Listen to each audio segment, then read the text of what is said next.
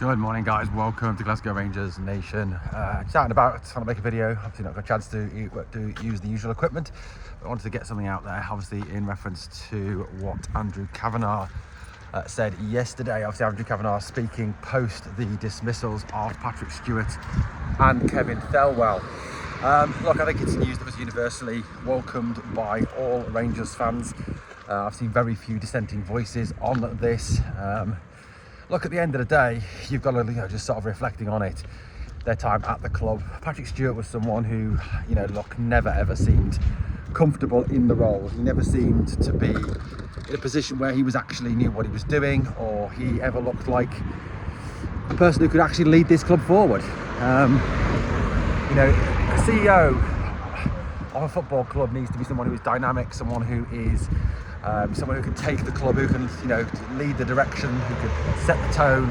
Patrick Stewart never seemed like that person, and whenever he was out, whenever he was interviewed, he always looked galactically uncomfortable to be interviewed, or galactically uncomfortable to be spoken to by the media. So it is what it is, guys. It's good news that he's gone. So look, whoever comes in to replace Patrick Stewart needs to not only have that football understanding and that football brain. So I think they just need to have an understanding of working in football. I think to some degree working in Scottish football. And Andrew Kavanagh did kind of comment that wasn't a prerequisite of the role. I think it is. I think, to be honest with you, CEO, sporting director, to some degree has to have a knowledge, at least a working knowledge of Scottish football. I think there was an arrogance from Stewart and Thelwell right from the very beginning that this was Scotland, it was easy, it was going to be easy. Just bring in a load of people from England, bring in a load of English players, bring in an English manager, and you'll walk the league, you'll walk everything, because England's so far superior to Scotland. There was kind of an arrogance there that ultimately cost them their jobs, really, didn't it? But Stewart, like I said, never looked really comfortable in the role. Also, his handling of certain situations was deeply pathetic. The Sooners banner from the old firm, the anti-woke banner at the European level, he never ever seemed to want to ever back the fans or support the club. It was something to always kowtow to the SFA, kowtow to UEFA, always put in a position where he was willing to kind of back anybody but our fans. Seemed to love throwing our fans under the bus, so to speak. As for Kevin Thelwell, again, he was a guy who looked so far out of his depth, it was untrue. He looked so uncomfortable whenever he was interviewed. You've got to read, I was reading some of the comments from Everton fans this morning, and you can see what they thought of him. Some people saying, well done, you figured him out quicker than us. Thanks for buying Schmidt off us, what a dud. So I don't think his time is ever going to be kind of remembered fondly. And also, the damage that he's done to this club is going to take time to put right. I don't think any of his signings are signings who will improve this club long term. You look at the signings we've brought in, I think other than perhaps JD Gassama, there's none of those players who will be, I think, players for the long term, or players who will actually add to the trading model. Andrew Kavanagh spoke about that in his interview. He spoke about the fact that, he wants to turn a profit, that he wants to improve the profitability of the club through the use of the player trading model. None of the players that were brought in by Paul Thelwell are going to do that. Asgard looks way out of his depth, Ant-Man looks poor, Aaron's obviously is not our player, Giga's not our player, Magoma's not our player. There's too many, very, very bad players. Miovski doesn't look great, plus I think there's a lot of sell-on value in Miovski. Schmidt is an absolute dud. There's not a lot there. So there's a very difficult decision to make now. Parag Mathray and Andrew Kavanagh apparently are taking charge of this search for a new sporting director and the new CEO. So you can't help but feel that it will be a CEO who will be appointed first,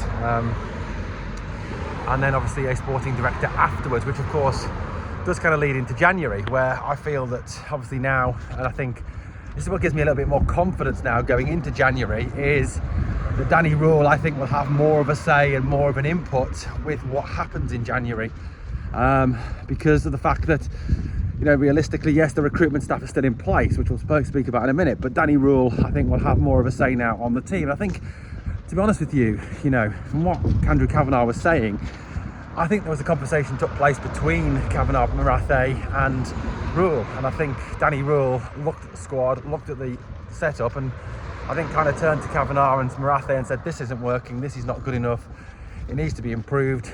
And I think they listened to the manager, because at the end of the day, he is the guy with the football knowledge. He's the guy who has all the expertise. You know, Thelwell, for example, doesn't have that coaching experience that Danny Rule has. And Danny Rule, obviously, is a head coach. He's a guy who's worked with, the RB, the Red Bull networks. He's worked, obviously, with Bayern Munich as well. He's obviously worked in the English leagues. He has a very good understanding, I think, of how big clubs are run and the systems that have got to be in place to improve those. And he has connections at a number of those clubs, which may, of course, bode well for January. Also, I think, when it comes to the appointment of the sporting director, there's got to be a look at who that sporting director has networks with.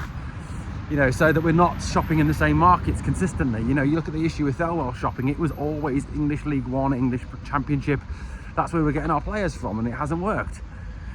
I know Niels Coppen was criticised, but his shopping was obviously a way more varied and from a wider market than what we were looking at with Thelwell. So for me, you've got to look at someone who is a Coppen-esque kind of person, someone who comes in with that wider market experience, who can look to the Scandinavian market, the South American market, the African market.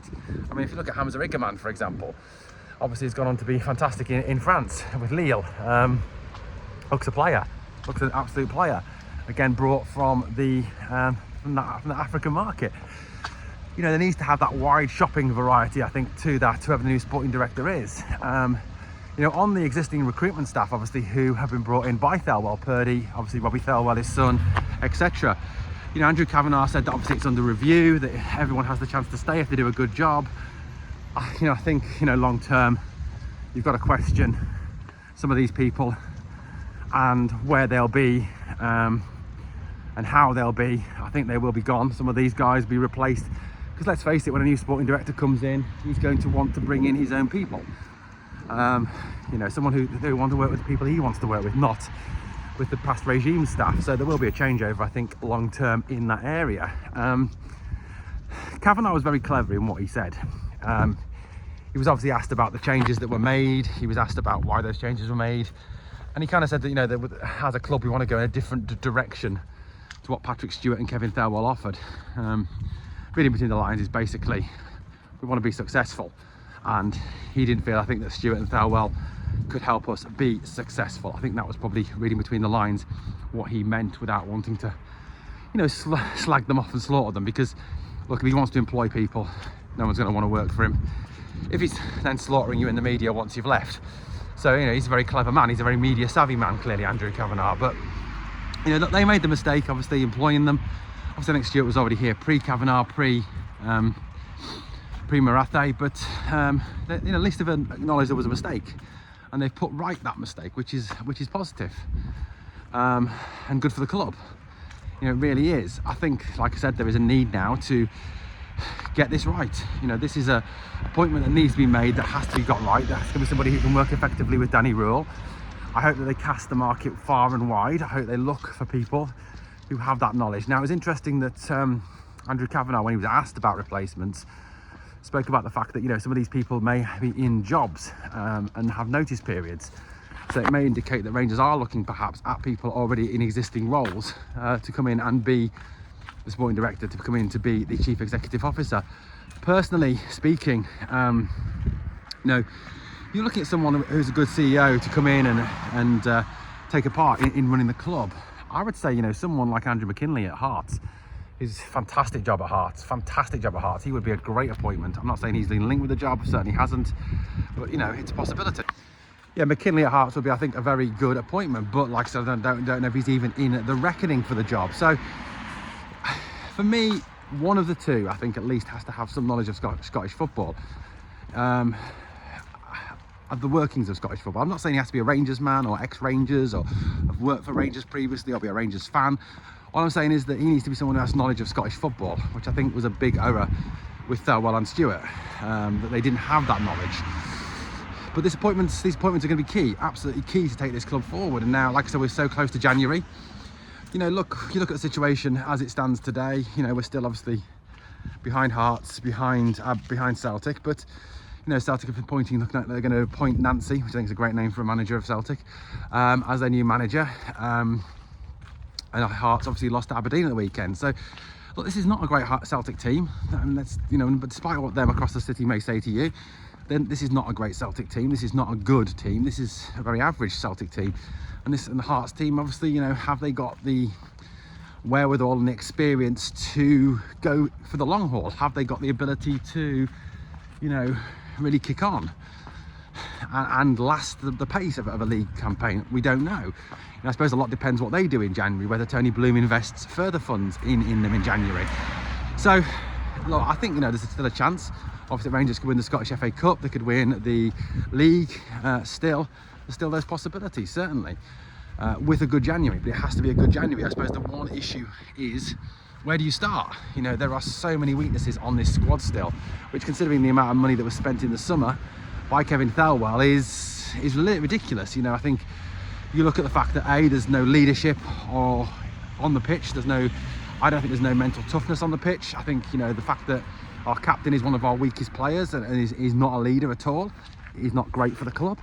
I think we lack in a lot of positions. You know, we don't have a decent right back if we're going to play 4 at the back. Our centre halves are not good enough, anywhere near good enough. We don't have proper 6.